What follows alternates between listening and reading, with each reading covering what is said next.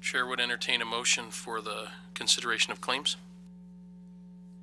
Your Honor, I would move for the consideration of claims to be paid in the amount of $523,892.60.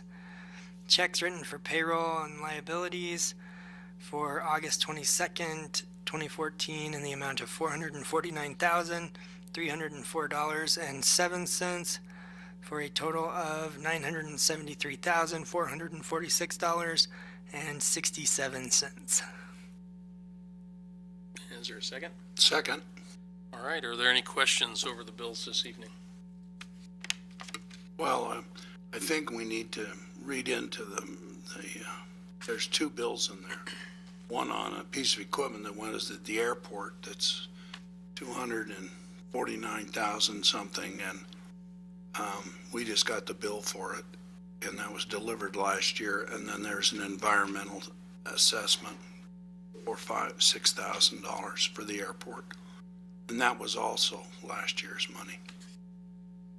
So we're still we're carrying over budgeted money that wasn't spent. So we're still in balance. That's all I'm saying.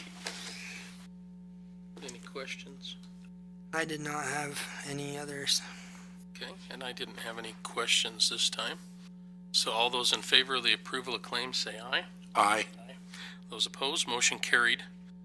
Is there any other business for us this evening, Chief? No, Mr. Chairman, there's not. All right, meeting adjourned. Flag of the United States of America, and to the republic for which it stands, one nation, under God, indivisible, with liberty and justice for all. Would the acting city clerk please conduct the roll call? Yes, Your Honor. Councilman Richgard. Here. Councilman Martin Canan. Here. Councilwoman Mary Ellen Christensen. Present. Councilman Jonathan Fabian. Here. Councilman Kyle Larson. Here. Councilman Todd Smith. Here. Mayor Ron Orbness. And I am present. Thank you. I declare that we have a quorum this evening. The chair would entertain a motion for the approval of the agenda. Your Honor, I'd move to approve the agenda as presented. Second. Been moved and seconded. Is there discussion? All those in favor signify by saying aye. Aye. Aye. Opposed, same sign. Motion carries. Communication from the floor. Anyone in the audience wishing to address the council regarding an item that is already on the agenda will be given an opportunity to speak later on. I would ask those individuals who wish to address the council at this time to approach the podium and identify yourself for the record. Is there anyone in the audience that wants to address the council? Okay. Seeing none, Your Honor, could we close that? Yes. Chair would entertain a motion to approve the consent agenda. Your Honor, I make the motion to approve consent. Second. Been moved and seconded. Would the acting city clerk please read the consent agenda items by title only? Yes, Your Honor. Approval of the minutes, August 19th, 2014, regular council meeting. Approval of the minutes, August 26th, 2014, special council meeting. Approval of the minutes, September 2nd, 2014, finance committee meeting. Approval of the finance committee recommendations for September 2nd, 2014. Okay. Your Honor, Thank you. it's the recommendation of the Finance Committee for the approval of claims to be paid in the amount of $523,892.60. Checks written for payroll liabilities for August 22nd, 2014 in the amount of $449,304.07 for a total of $973,446.67. Thank you. We have a motion and a second on the floor. Is that still good? Yes, sir. Okay, the second's still good. Okay. Got a little bit out of sync there. All those in favor signify by saying aye. Aye. Opposed, same sign. Motion carries. Mayor votes aye. Point of order, Your Honor. Yes. We missed number 7 on the agenda. Sure did. Response to citizens' comments.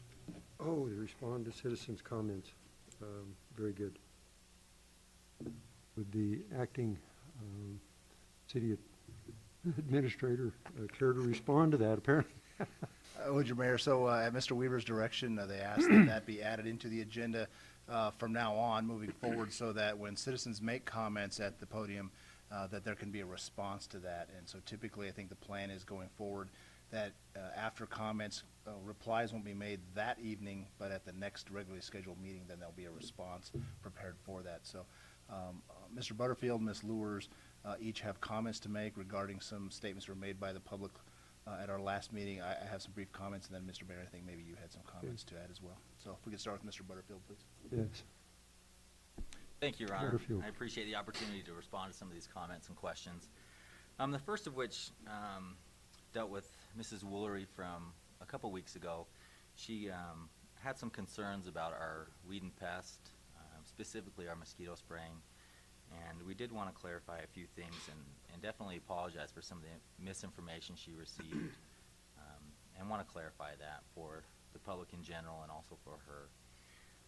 Regarding alley spraying, it is true the city does not engage in spraying mosquitoes to the fog spray in the alleys.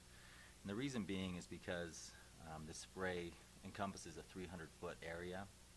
And so typically by taking the frontage of the home and then taking the next frontage on the next street, you cover that 300 space, and there's no real need to go in the alleys on most occasions. So it is true, we do not spray in the alleys, but fortunately with the coverage that the spray has, you're really getting the alleys covered when you do the frontage street. Regarding the budget, the city has budgeted $35,000 for weed and pest chemicals.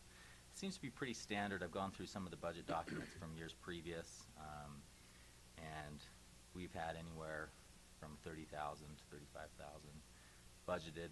The actuals sometimes are a little bit lower than that, but she was concerned that there was communication that we do not have the budget to take care of our pest problem at times, and I definitely want to communicate that we do, that the council has appropriated the funds necessary to provide staff with the opportunity to spray our community, take care of the mosquito problem. Since it was communicated that we had positive tests for West Nile, the city has been spraying twice a week in areas, and we are going to continue that for another week. The last test performed by the county indicated that there were no counts of West Nile in any of their traps. However, to be safe, we want to continue with the double efforts on spraying for at least another week, see what the traps indicate, and then make a decision if we will go back to the single spraying schedule. So we are happy that the double spraying has produced positive results. That being said, with large winds, you can bring in new populations of pests and mosquitoes, and we want to make sure we take care of that before reducing our schedule. She had a concern about whether or not we had sufficient employees to cover mosquito abatement. We do have 2 full-time employees. One is a seasonal full-time, one is a regular full-time employee dedicated to mosquito spraying and weed abatement. So it's in our weed and pest department. And so we have each of them working towards both mosquito and weed problems. So we do have sufficient employees. Last summer we had 2 seasonals and 1 full-time, and when budgeting this year, staff felt that it was appropriate to take that down to 2, specifically because some of the areas we typically take care of were reduced, primarily because it was discovered that we were taking care of areas outside of city boundary and outside of city property, and so it was reduced during the budget season and decided we could handle our needs with the 2 employees. That being said, it's been an odd year as far as precipitation and moisture go, and when we have been overwhelmed, it's fortunate that we're able to supplement the weed and pest through our parks department as well. So when they feel slammed, when they don't feel like they're getting everything done, they're able to supplement that from our other departments and receive help. I do want to remind that we do not fog. We don't use the mosquito sprays if it is raining or if there's winds over 10 miles an hour. That's just because of efficiency. You can't fog in the rain, you can't fog when it's blowing too hard. So we do want to address that and appreciate the opportunity to do so and apologize for any misinformation that was provided. Thank you. And Ms. Luer's next, sir. There was also questions about the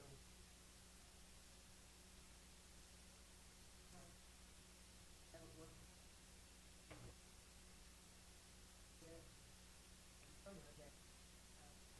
Hard for many people. Okay. So, have a program that helps us keep track of the weed violations, other code. For the, from together some systems. Father.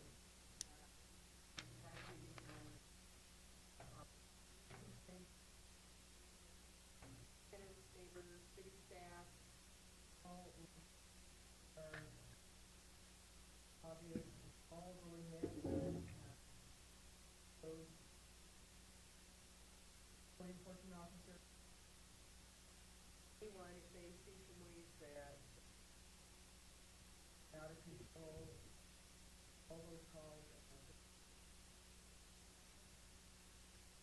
checks the property and the violation.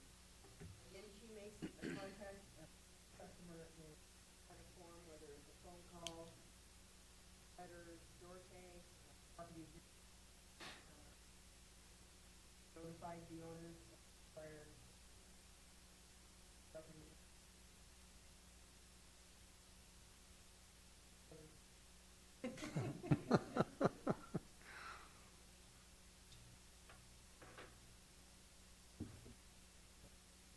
things get real quiet when Tim comes into the room.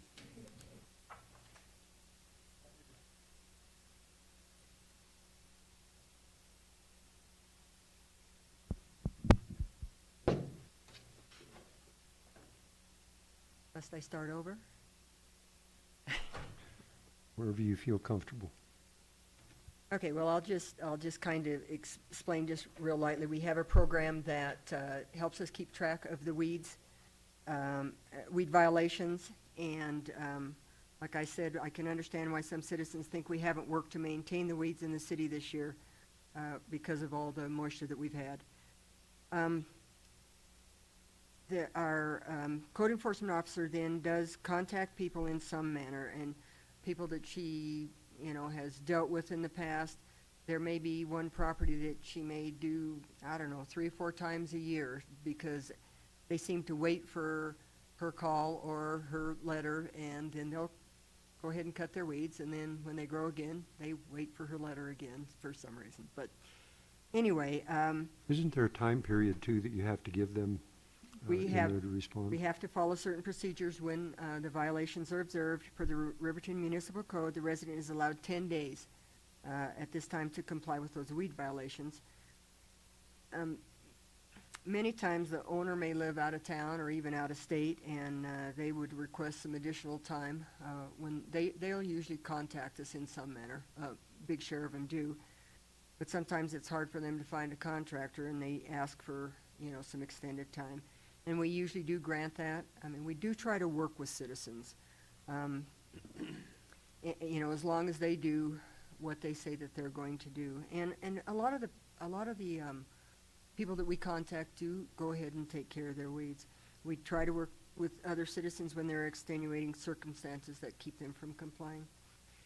When a property has not been cleaned of weeds in the given time allowed, or if they've not made contact with us and that type of thing, then we do have city crews that complete the weed cleanup on that property. The property owner is then charged for the labor and administrative charges and equipment used.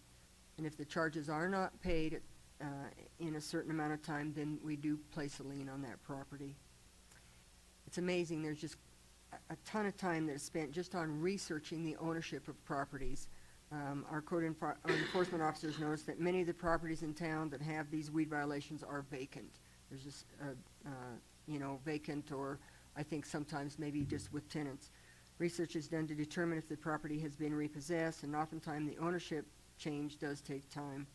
She's followed up on many other vacant properties that are for sale by realtors or unreachable owners. These type of properties take additional time to contact the owner, and oftentimes more than one letter would be sent to the owner and may include certified letters when we get down to the point of citing people. And on various properties, these contacts that are made in forms of door tags, phone calls, meetings with owners, emails, etc., they're made in one form or the other. And from April through August, we've made contact in one of these methods or inspected specified properties approximately 545 times. And that's just in that period of time. That, and that doesn't include all the time that she spends, doing each one of these things. I mean, it's amazing how much. And then this year we've logged about 20% more cases in this 5-month time frame compared to all of 2013. And I know this is the biggest share of the weed time, but in September and October, we also still have, those months still have a lot of weed violations that we contend with. Also, the city has many properties they have that they've been working on continuously throughout the summer, and they do the same thing. They go through and they do all the properties, and about that time they have to start all over and go back through and do them all over again. And I noticed that they mow and spray weeds in about 50 separate locations, and one location may be 3 or 4 blocks long and that type of thing. So they end up doing an awful lot. There are some other areas I think that people don't realize that are outside of the city limits, even though they might be adjacent to the city, that have a substantial amount of weed growth. And we don't have any jurisdiction over those properties, so we really don't have any control of them. And we do have a lot, our city boundaries do weave in and out in a lot of areas, and so you may see an area that has a lot of weeds, and it just may be a property outside of the city limits, and we're not able to do anything about that. But one thing I did, and my code enforcement officer Rosie did talk about, she says, even though we see many properties that need to be taken care of in weeds, we see many more citizens in Riverton who are proud of their properties. And if you just look around, I mean, they take care to remove the weeds in a very timely fashion. And, we do have a lot of areas that are very, very nice. Yes, there's a lot of areas that need to be taken care of. But, I encourage everyone to help people, that might not be able to take care of their weeds and things. And I encourage everyone to maybe help other people out. And we'll just continue working towards this, and we do it daily. Thank you very much, Sandy. Thank you. One question, is the cost of doing the research, identifying who owns the property, sending the mailings out, the time that it takes to do that work, is that added into the cost of the cleanup as well? Probably not. Probably not. It should be. Yeah.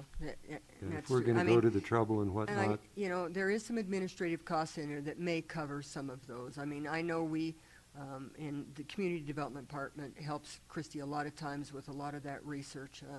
We have several avenues we can go through, and we do help her quite a lot. Christy and I both do, because it's endless. And this time of year, it is so hard. It is really hard to keep up. But I know it's a big job. There's no question about it, and it's really the individual citizen's responsibility to take care of their own personal property. And if they could help out, why, it would help a ton. It would save an awful lot. Your Honor, Thank you Yes. very much. Yes, Councilman Guard. I would like to compliment the city workers. About 7 o'clock, it must have been last Wednesday or so, there's a vacated property on Adams that Rosie's been working really hard at. And city crews showed up there, and man, they laid the weeds to waste, and they did a really good job. And so I think there's, we need to compliment them for that. And then, if we find those places, we need to find those early and get that done so that we can get them looking as best we can. And the mosquitoes in my neighborhood have been excellent since we went back to spraying. The other thing that when I talked to Steve about that I wanted to mention was that the city of Lander, he said, donated us a bunch of chemical that they had no intention to use. And I just wanted to get that out in the information. It's awfully kind of Lander to assist us if they're not going to use it to give us that product. So I think the more we work together and the more we get around it, those problems are solvable. I appreciate your help. Thanks. Thank Your you. Honor, Yes. I was also going to mention, I exactly what Councilman Guard said.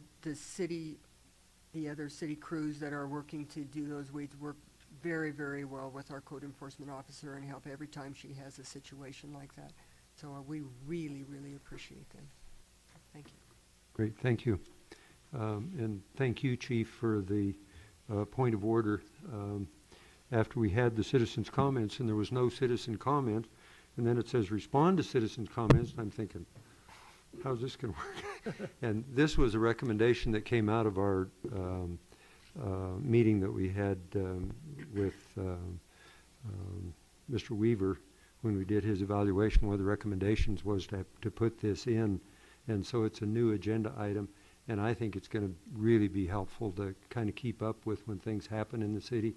Why sometimes they drop off the edge of the world and everybody says, well, what the heck happened to that? And this will give us an opportunity and a place to respond to those things a little farther down the road. So thank you again, Chief, for bringing that. Okay, agenda item number 9.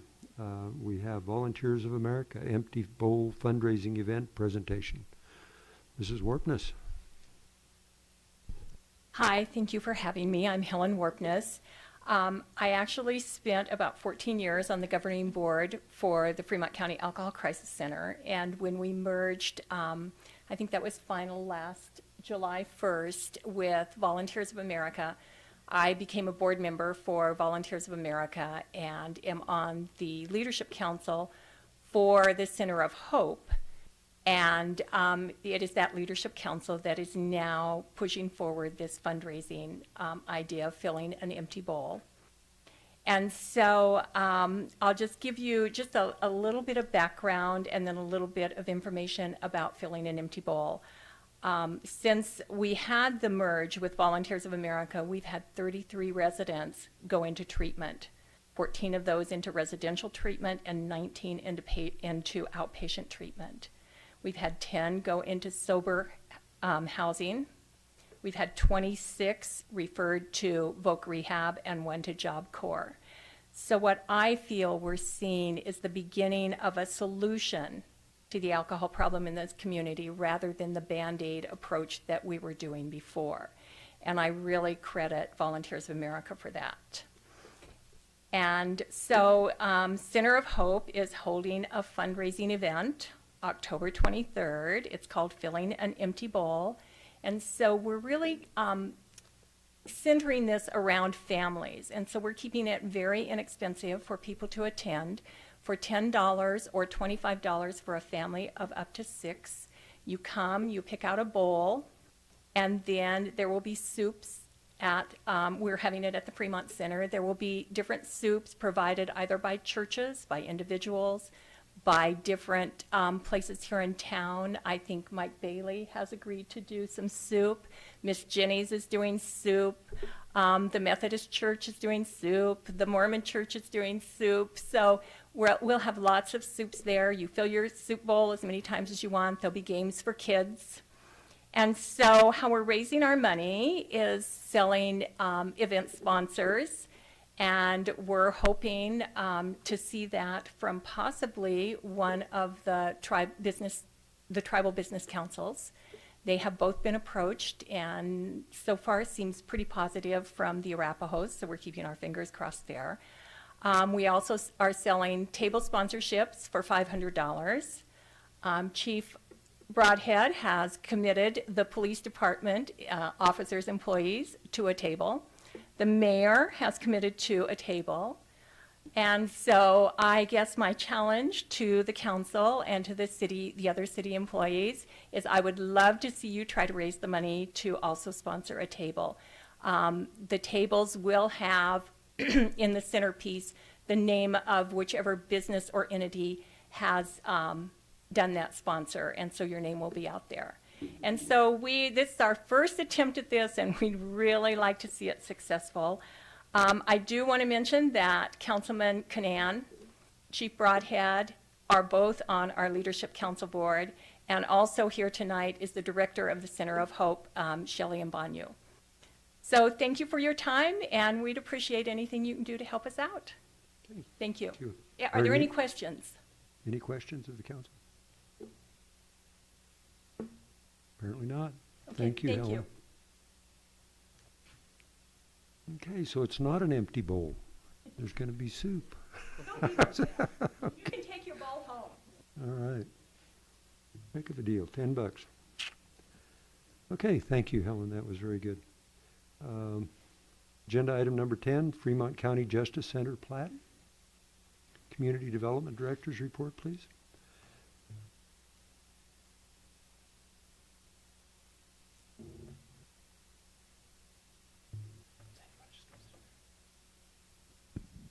Does this seem to work now? Okay. If I speak into it right, we'll see if this will work this time. The Fremont County Justice Center plat is located on 1160 Major Avenue. This property was previously platted in 1983 as business campus, and you can see by one of your maps included in your your computers that this Justice Center is being built on lots 3 and 4 of that plat.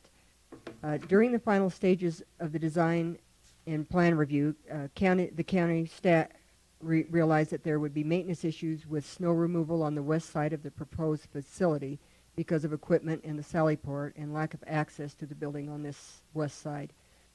Through our discussions with Commissioner Becker, it was suggested that Fremont County replat and add additional property to the west to accommodate relocation of the equipment and better access. That property to the west is county property within the city limits, but it is unplatted. The county commissioners agreed to this suggestion, and after discussing with the surveyor, it was decided to create a new plat with an additional 25-foot added to the west side of the Justice Center site. We did send out reviews to utility companies, and there were no conflicts received. The Planning Commission did review and recommend approval of this replat on August 21st. That's all I have. Okay, thank you very much. Appreciate it. The chair would entertain a motion regarding the Fremont County Justice Center plat. Your Honor, I would make the motion to approve the Fremont County Justice Center plat. Second? Okay, it's been moved and seconded. Is there discussion? Any questions of Ms. Lures? Your Honor, Yes, Councilman Guard. the 25-foot notch that's going to be created in lot 3 and 4, we're just going to have that offset from 1 and 2. Is that adjacent property owned by the county? Your Honor, Councilman Guard, yes, that is, it's 25 foot that is going to be the same, I guess you'd call it length north and south, but it happens to be 25 foot into the additional Fremont County property. So it'll still be basically a rectangle of property. Was lot 3 and 4, and now lot 3 and 4 and the 25-foot section there will all be now one lot. Was there any thought given to seeing that they own the adjacent property, that there might be an alleyway there or road usage between those buildings and the next county usage of that?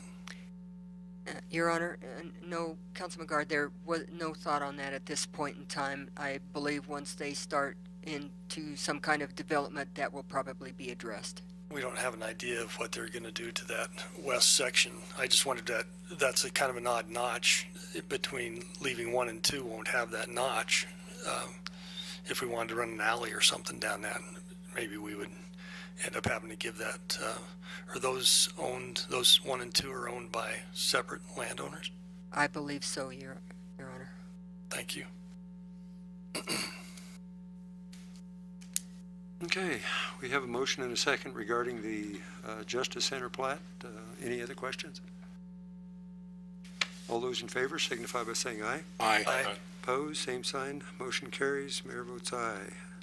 Agenda item number 11, preliminary replat of lots 2 and 7, city subdivision.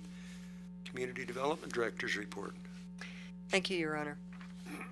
The replat of lots 2 and 7 of city subdivision is basically the old hospital property.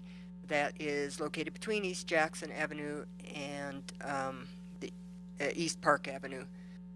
In June, the city of Riverton purchased the old Riverton Memorial Hospital property on North 12th East, and which has mostly been vacant since the new hospital was built in '84 and was in a great state of repair. Asbestos remediation was completed in the fall of 2008 and demolition of the building followed. The property was rezoned to residential A district in December of 2007, and in December of 2010 the city replatted the property into city subdivision in order to sell part of the property. The property has been for sale since the demolition of the hospital building, but other parties interested in developing it have not been able to make the numbers work. Since the property is zoned a residential district, there can only be single-family homes built on the lots, and there are no utilities to the remaining parcels. Earlier this month, the City Council received and accepted an offer for the 2 remaining parcels of the city-owned property, Lot 2 and Lot 7 City Subdivision.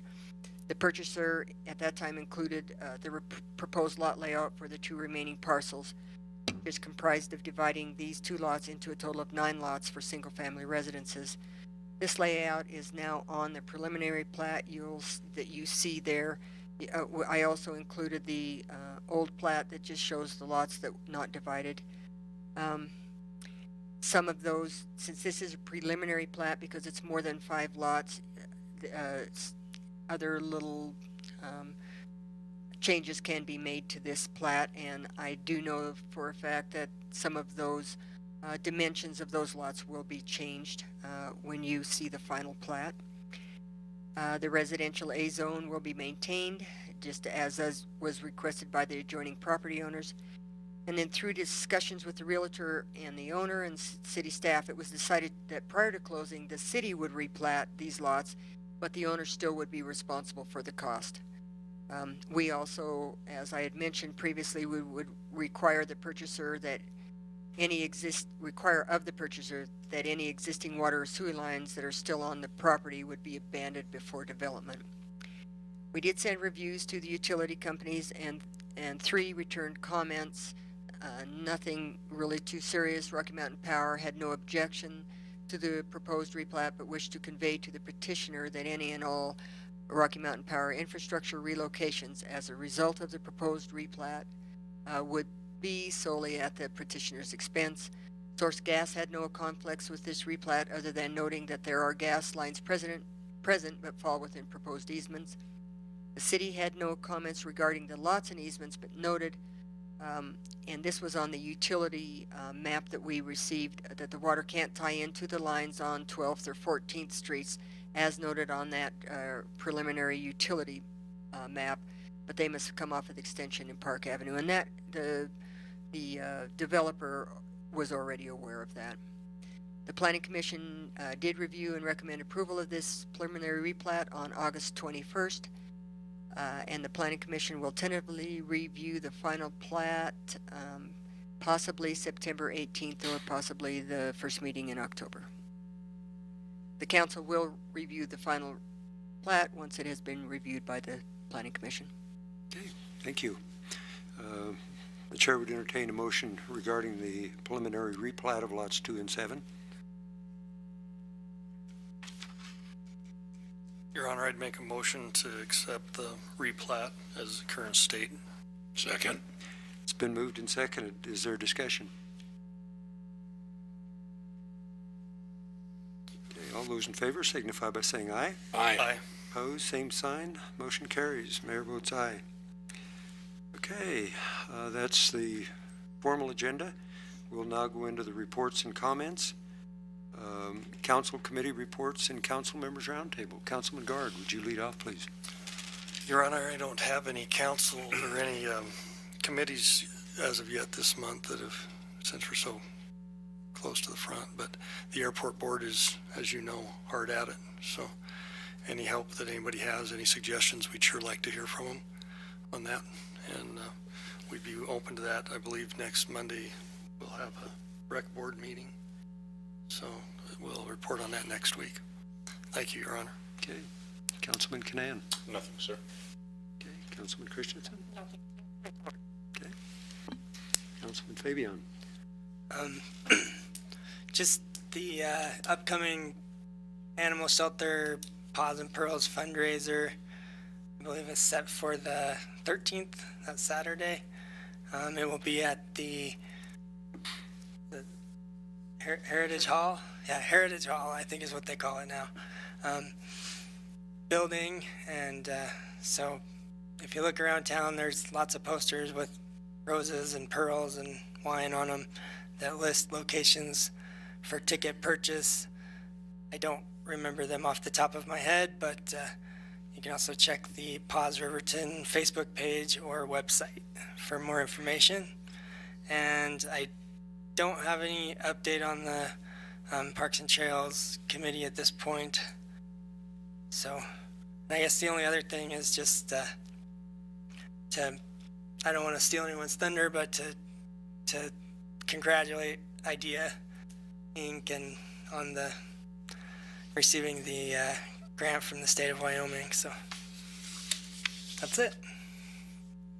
Thank you. Councilman Larson. Just wanted to say, man, that 1% that you've got through for the roads is sure nice.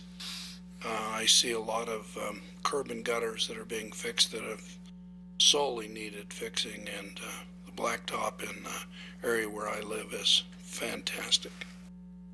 Okay, thank you. Councilman Smith. Nothing further tonight, Your Honor. Acting City Administrator's report, please. Thanks, Your Honor. I did have a quick response to a citizen's comment that Stephen wanted me to bring up, so I thought I would address that real quick.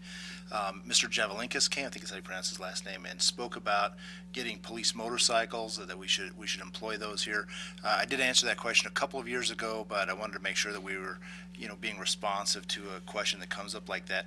Mr. Javelinkis is absolutely correct that those motorcycles would be much more fuel efficient than the vehicles that we drive typically. The problem we have, and I think I can speak with some authority on this, I rode a police motorcycle for about 5 years. We take so many people into custody as a general rule. About 34% of our calls for service result in some kind of custody. That would either be an arrest, for a crime, a person who's intoxicated and has to go to the Center of Hope, a mental health hold.